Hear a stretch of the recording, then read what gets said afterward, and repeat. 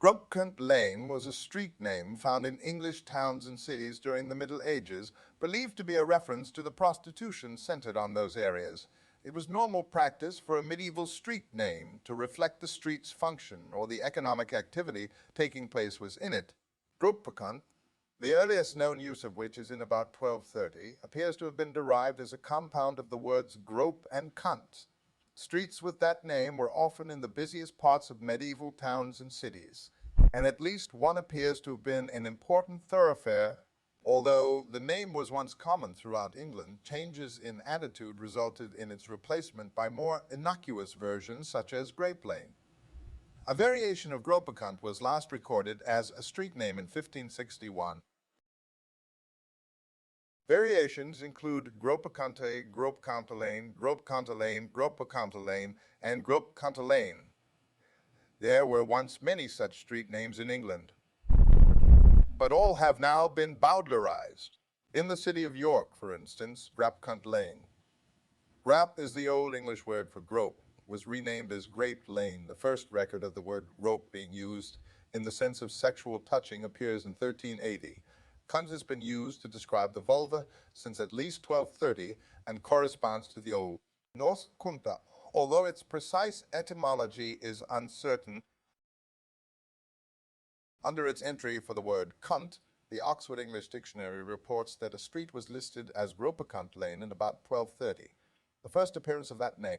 According to author Angus MacIntyre, organized prostitution was well established in London by the middle of the 12th century, initially mainly confined to Southwark in the southeast, but later spreading to other areas such as Smithfield, Shoreditch, Clerkenwell, and Westminster. The practice was often tolerated by the authorities, and there are many historical examples of it being dealt with by regulation rather than by censure. In 1393, the authorities in London allowed prostitutes to work only in Cockey's Lane, now known as Cock Lane, and in 1285, French prostitutes in Montpellier were confined to a single street. It was normal practice for medieval street names to reflect their function or the economic activity taking place within them, especially the commodities available for sale. Hence the frequency of names such as the Shambles, Silver Street, Fish Street, and Swinegate, pork butchers. In cities with a medieval history, prostitution may well have been a normal aspect of medieval urban life. In a survey of London, 1598, John Stowe describes Love Lane as so-called of wanton. The more graphic Gropecunt Lane, however, is possibly the most obvious allusion to sexual activity. The Oxford English Dictionary defines the word cunt as the female external genital organs and notes its currency is restricted in the manner of other taboo words. See the small type note SV fuck V. During the Middle Ages, the word may have often been considered merely vulgar, having been in common use in its anatomical sense since at least the 13th century. In The Miller's Tale, Geoffrey Chaucer writes, and privately he caught hire by the quintet, and intimately he caught her by her crotch. And Philetus, 1603, mentions put down thy hand and grape her, cunt.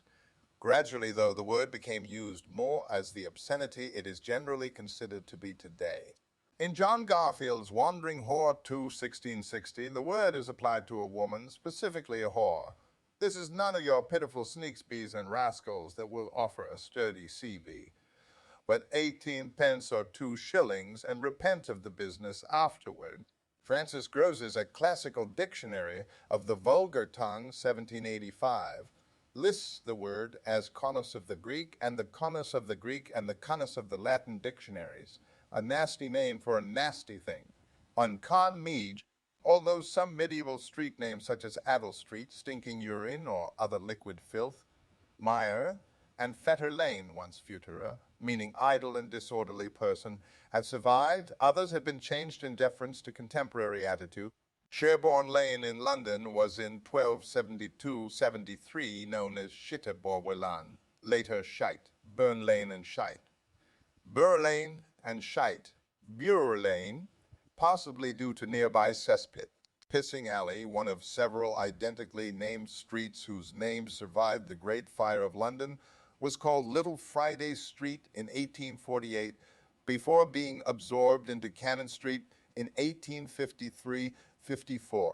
Petticoat Lane, the meaning of which is sometimes misinterpreted as related to prostitution, was in 1830 renamed as Middlesex Street, following complaints about the street being named after an item of underwear as the most ubiquitous and explicit example of such street names, with the exception of Shrewsbury and possibly Newcastle, where a Gropecunt Lane was mentioned in 1588. The use of Gropecunt seems to have fallen out of favor by the 14th century. Its steady disappearance from the English vernacular may have been the result of a gradual cleaning up of the name. Gropecunt Lane in 13th century Wales became Grope Lane, and then in the 19th century, Grove Lane. The ruling Protestant conservative elites' growing hostility to prostitution during the 16th century resulted in the closure of the Southwark stews in 1546, replacing earlier attempts at regulation.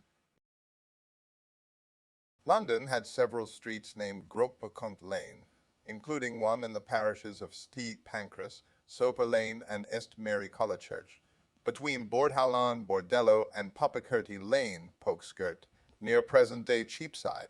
First recorded in 1279 as Gropecunt Lane and Gropecunt Lane, it was part of a collection of streets which appears to have survived as a small island of prostitution outside Southwark, where such activities were normally confined during the medieval period.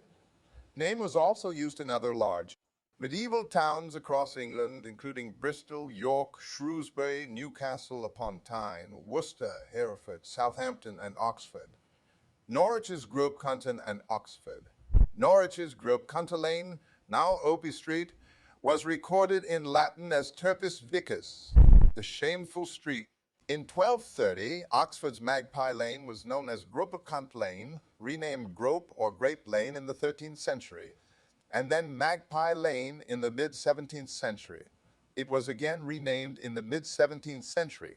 It was again renamed in 1850 as Grove Street, before once again assuming the name Magpie Lane in the 20th century. Newcastle and Worcester each had a Grope Lane close to their public quays. In their 2001 study of medieval prostitution using the Historic Towns Atlas as a source, historian Richard Holt and archaeologist Nigel Baker of the University of Birmingham studied sexually suggestive street names around England.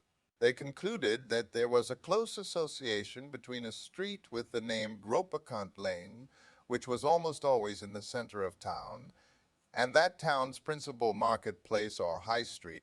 This correlation suggests that these streets not only provided for the sexual gratification of local men, but also for visiting stallholders.